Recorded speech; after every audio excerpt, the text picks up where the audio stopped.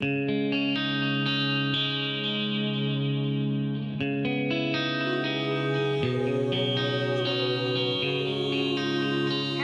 everybody, and welcome to Life School 101 TV. We're so excited to be here with you today. And I'm here with my co-host and executive producer of the show, Linda Carbonneau. Hi, Linda. How you doing? Hey, I'm great. I'm really excited about today's show. I think it's going to be exciting. Me too. Christmas is coming up, and also New Year's. Yeah. Let's celebrate that. Do you want to talk a little bit about some of the things that you do on Christmas? Yeah, absolutely. Yeah, so I guess what I want to start out by saying is I probably have the most untraditional Christmas, or it might be traditional these days. I'm like halfway across the country from my family. My kiddos, two of my kiddos are in college, so they're very busy. Thanksgiving, they had their own day. And it was a very different year for me having two kids out of the house for the holidays. And so I really want to talk about how I create the holidays for myself. I've been a divorced mama for 14 years, and I've created my own rituals. I've created my own ways of really celebrating the holiday, even if I'm alone. Yeah. So, Linda, where do we want to start out with this conversation? Well, I think what you were talking about is being alone for Christmas is in the idea of we can create anything we want with that day and things that we can, necessarily. We got to find out what our Christmas spirit is all about. I think that's something that I created in my life when I was first out on my own, really, really young. And it was the first year that I couldn't have Christmas with my family. And I was sad. I was really sad until I decided, well, you know what? What kind of a Christmas would you like? And I had a little bit of tree there, it was first thing Christmas morning. So I got up and I said, well, I'm going to build a snowman for Christmas. So I did. It took me a while.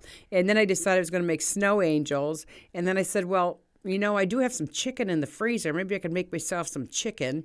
And I did. I put on Christmas music and I had a wonderful time. I did. I had a wonderful time, so it's kind of like a tradition. So I also have friends come over for the holidays, too, come over and eat. And these friends don't have family right near them either, so it makes it a good combination. And we all just, and I like to do special things like make little cards for them, and draw little cards and, have a nice dinner. And then for the people that don't come to dinner, I make little fudge and cookies and stuff like that and put it by their doorknob or something. So it's all about, I think, what do you think about this? It's all about what you truly want out of Christmas, what you truly are passionate about doing. Like for me, it was playing in the snow, like the good old days or whatever, or having friends over. And that meant a lot to me the first year I did that. I had friends over. It was really special. Yeah. And what It really is. Yeah, it is. What's some of the things that you do when, you're faced with not having anybody right around? Well, the first thing I do is I plan ahead. Mm-hmm. And so I check in with my best friend girlfriends. I see what they're doing. And, I'm so grateful to have a community around me that many of my girlfriends, I've watched their children grow up. I'm second mom. And so I'm already part of that family, which is beautiful. Mm-hmm. And so I look at what options I have available and I make sure that I fill that time. The tendency for me is to wake up and feel sad. Yeah. And what I've decided to do with that energy, and it took a couple years being divorced to really get used to having that different dynamic. And so I had one Thanksgiving where the kids were all going to be gone and it was going to be me. I wasn't dating anybody. And so I went and I served meals to over 1,000 people. Yeah. I went and helped out at the shelter. And that made such a huge difference for me of being able to give back. And so that's something I regularly do. I spent one Christmas day after the kids were all gone. They had been with me in the morning. I filled up my car with some groceries, got the basics, and I drove around. And I found homeless people on the corner and I gave them their Christmas gifts. And so those are some ways. But the other thing is that that I think is also hard is that, we want to be in that mode of receiving. And when we're alone, and there's not a lot of people around us, we're not getting those special little gifts under the tree. So I have something that I do for myself every year, which is I find something that really excites me and I put gifts under the tree for myself. Absolutely. Yes. I do that. Absolutely. I do that too. And it's not, even though it's not about the gifts or anything like that, to be able to say to yourself, okay, a month before Christmas, well, I'm going to buy me a shirt for Christmas, and then actually wrap it up and put it underneath the tree. I mean, it's just lots of things that you can do like that. Like my sister one time brought me a tree and she put all kinds of chocolate Santa Clauses on it for me, so I'd have something to wake up with, chocolate Santa Clauses. And there was a Thanksgiving when I had to be in the hospital to have my tonsils out. And it was really, really hard for me to spend that Thanksgiving in that hospital. But afterwards, my mother brought me a container of Thanksgiving stuff, but I had to wait a little bit to eat it. But it was just the thought that that she remembered me, and even though I was sick as I was, I knew that this was a great gift from not only her but everybody at the hospital that kept bringing me popsicles or whatever to make my day brighter.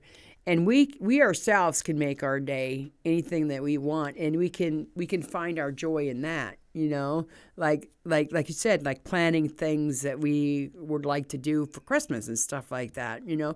Obviously helping others is one of the biggest things that we can do. But for those of people that are shut in or are sick or whatever, that's hard to create for themselves. So I like to tell people that if you know somebody in that situation, even a phone call would be helpful to them, I think, and even a phone call, not to forget them. And we don't forget them, but sometimes we just don't pick up the phone and call them, or they don't call us. It's like a struggle, I think, for people that are going through, especially the wintertime blues with Christmas coming, New Year's and Thanksgiving and all of that. But I found tools, and I know you have found tools that can make us enjoy the day, enjoy Christmas. For one thing, it's a day of celebration because that was the day that our Savior was born. And that sometimes being able to go to church is something wonderful that you can do.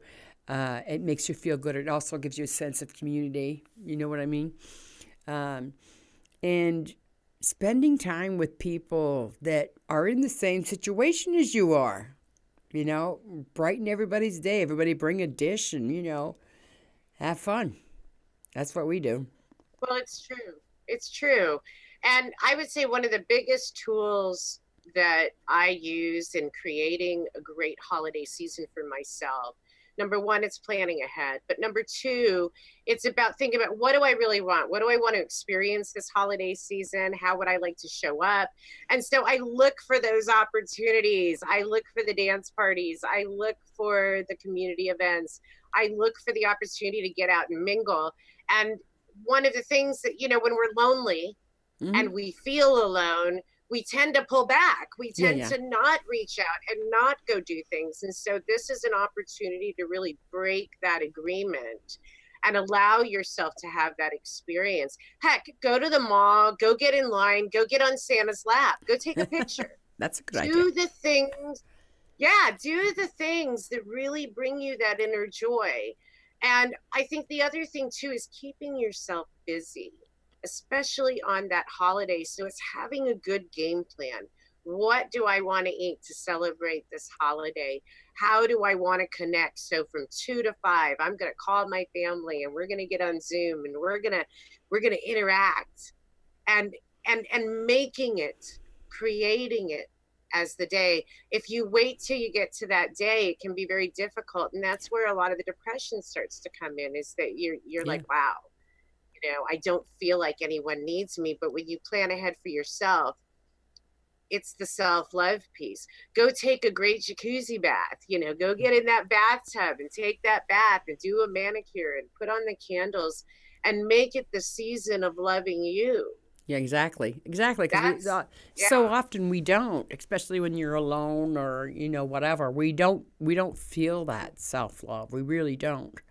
And so, I mean, it's like a week before Christmas, I'll start making these little cardboard um, Christmas things, and I put them on my window, and they're about like this big and like that, but they got like Santa Clauses coming down the chimney and elves and little kids playing, and I put them on the outside of my window so people can actually see them.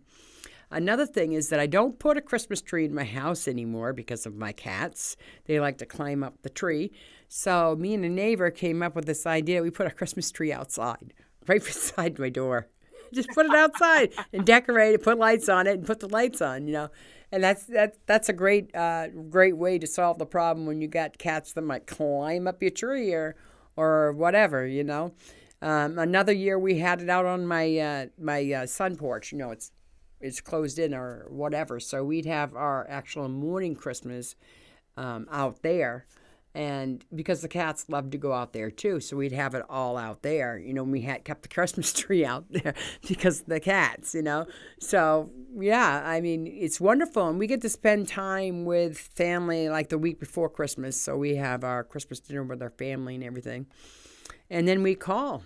We call people, and there's nothing like being able to call a friend that doesn't have anything to do like yourself. Hey, come on over, let's have something together, and let's sit down and talk, and whatever it is. And it's just great. Like I have a friend, and I won't call her new, but she really likes to philosophize like me and you do, and I'm like, this is great. This is great. I have somebody else that feels the same way as I do, that likes to talk and talk about all kinds of different subjects. And one of the things that I worry a lot about when people are out there is that the holiday season is so, it's what they call winter depression or whatever.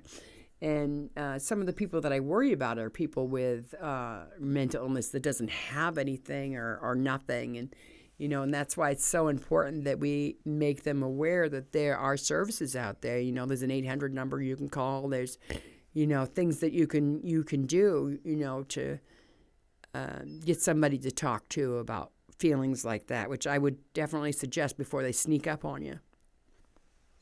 Yeah. absolutely. Absolutely. I think that it's really important to have those opportunities to speak about where you're really at and be able to have someone guide you through that. I think that's very important, Linda. And I also feel that, as we're talking about this, it's all about self-creation. And so like one of the little tools that I have, this is going to sound crazy here. I'm going to grab it. All right. So I bought myself this special hat. Okay. Well, I can't really put it on over my headset. It kind of sticking out, but it's a red velvet hat. And the reason I bought this hat is, I have the traditional Santa Claus hat. I have the whole 9 yards, but this makes me feel good. And so this is going to be my hat to go to all of those events and whether I'm by myself or not. And also the other thing that I did for myself in planning ahead is I've been doing these singing lessons. It's coming up on 2 years. Wow. And so I get to do my very first on-stage event. And so I'm centering that around my holidays as being one of the big pieces. So I'm taking a leap. I'm moving forward. I'm really doing something special for myself. And then what I want to say is that Christmas, because it's so close to New Year's, it can be the day of creation. Mm-hmm. It can be the day of your own self-birth. So taking that opportunity to really sit down and go, okay, this is what I want to do. This is my life map. This is what 2019 is going to look like for me. And the gift of that day is really allowing yourself to do it, really allowing yourself to move forward. And so it can be a wonderful day of renewal and such beautiful energy, so much love in the air. Yeah, for sure. Yeah.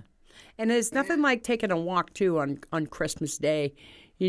When you're by yourself, you would be so surprised at how many people you see out there walking or whatever, full of Christmas cheer, And so I like to do that too. Take a walk first thing in the morning and just see who I see and just say Merry Christmas, or whatever. You know, take some candy kisses and pass them out, or whatever it is. It makes me happy to be able to smile and to greet people with a happy Merry Christmas and a Happy New Year and all that kind of stuff. You know, it's just it's a great feeling, and giving something like that to somebody else.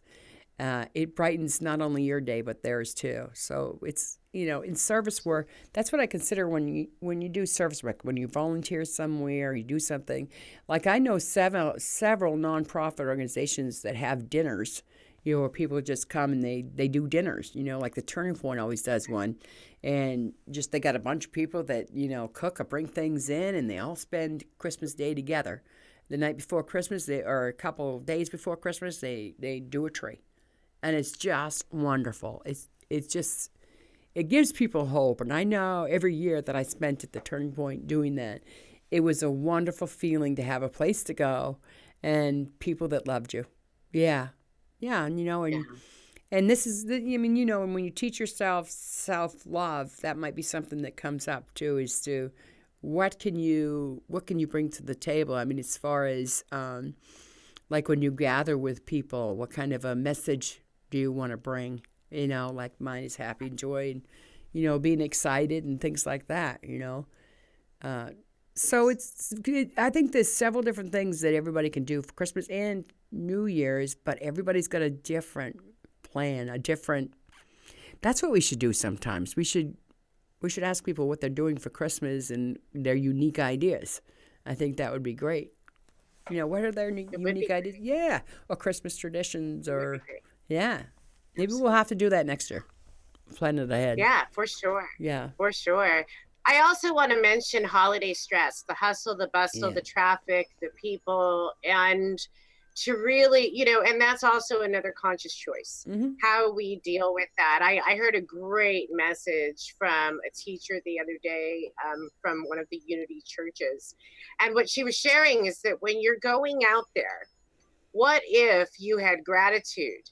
What if you really enjoyed while you were waiting in line? What if you really chose to look around you and experience what is actually happening?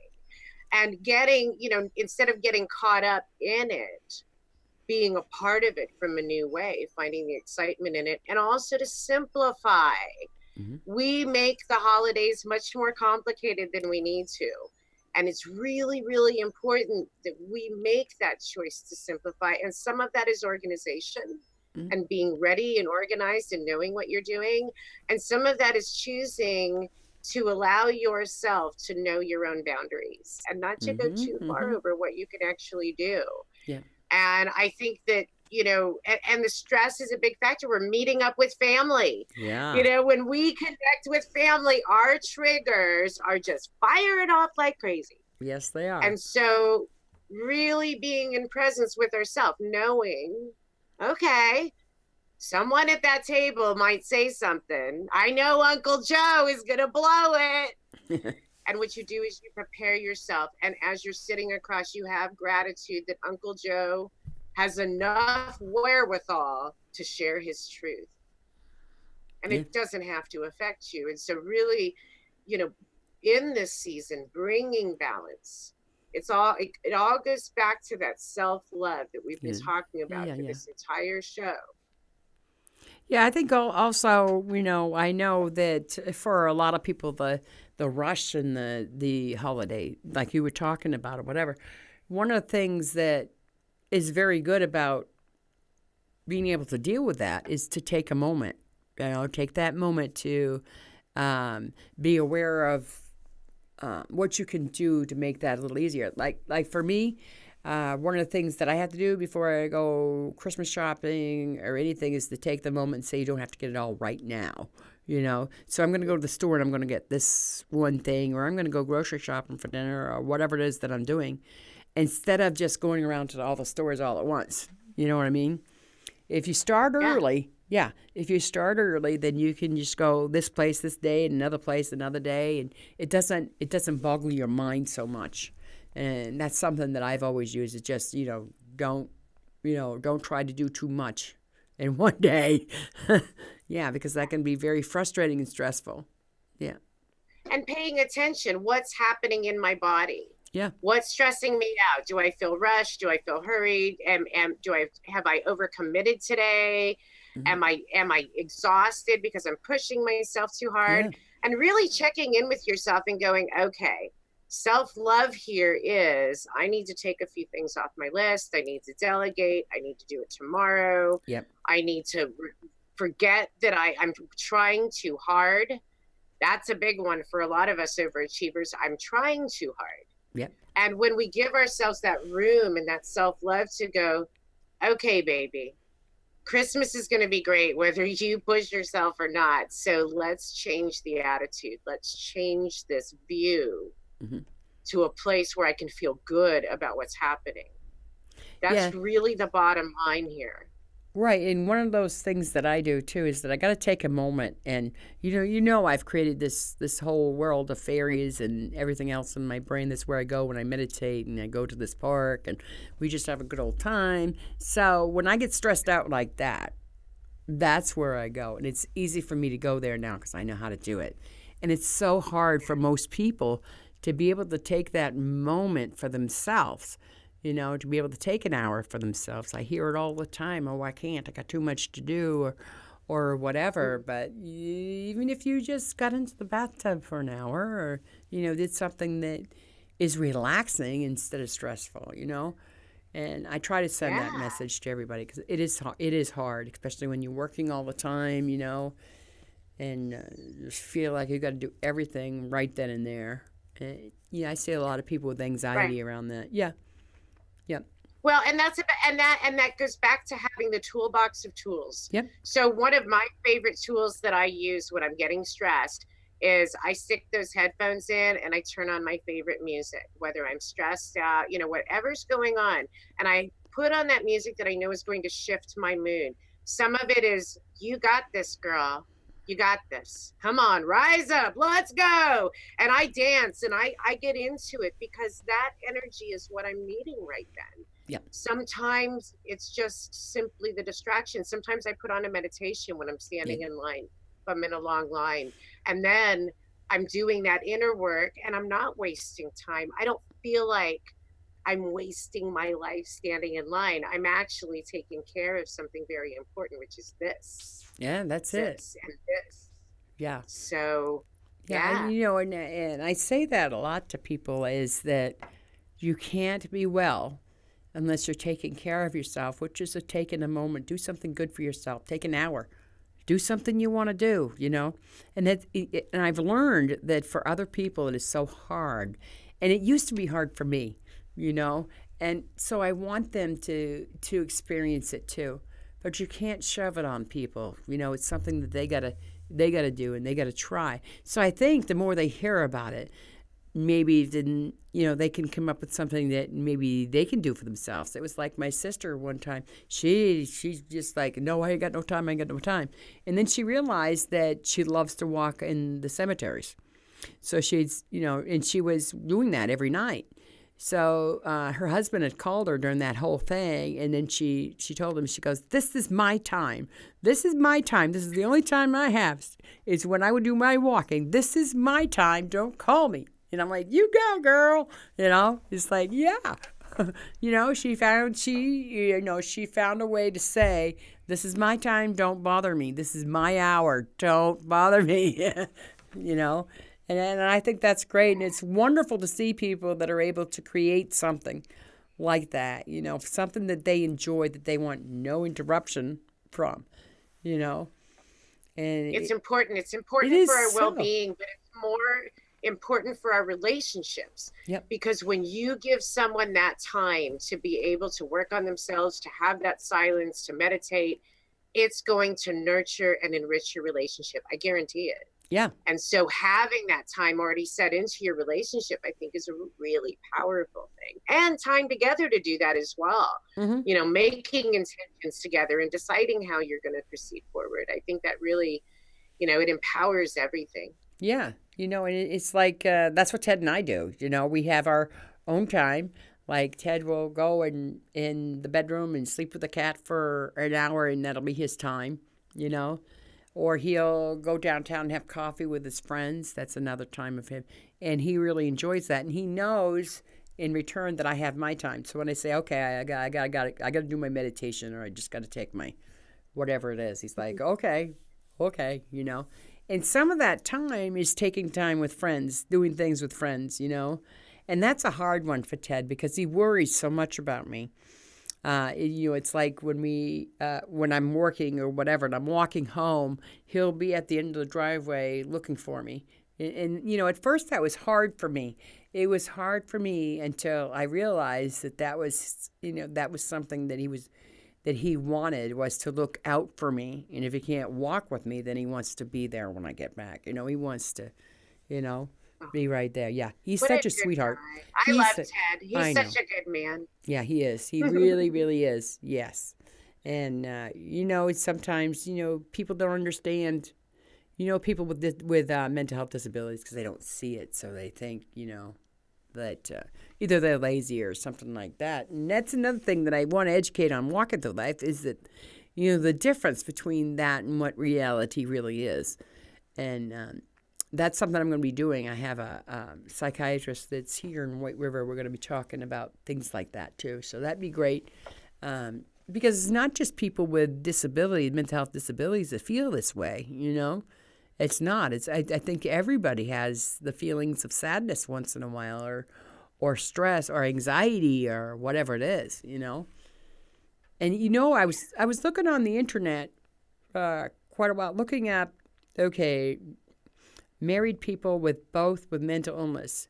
And, you know, I couldn't find one article on it. Not one. Is that something? I could not find one article on it. Could not.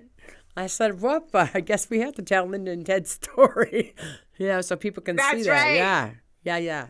There is hope. I agree with you. I totally agree. And, you know, and that's definitely a next step, Linda, because this is very powerful. The relationship that you have is so amazing and so beautiful. And I think that a lot of people who are having mental health issues can be together and help each other through the process. Yeah. Who knows, sweetie? I think you should write a book. I think you should write a book and teach people how to have these kind of great relationships. Yeah. Well, yeah, and I don't think it's necessarily just a book, but it's more of like sharing the stories, you know, sharing with other people, you know. And, you know, I've never written a book, and I don't know how to do it. And I've tried. I've tried writing everything down and doing that. I think the thing is that I'm not organized enough to kind of like put together a book. You know what I mean? I don't know how to do that part. You know. I'm gonna help you. Okay, that'd be great. That would be wonderful. That would be my Christmas present for 4 years. You know, yeah, no, and it's like people down here are just great down to CATV in White River Junction, downtown White River Junction. There's so many wonderful places that, you know, really carry a message of joy and message of, you know, community, you know.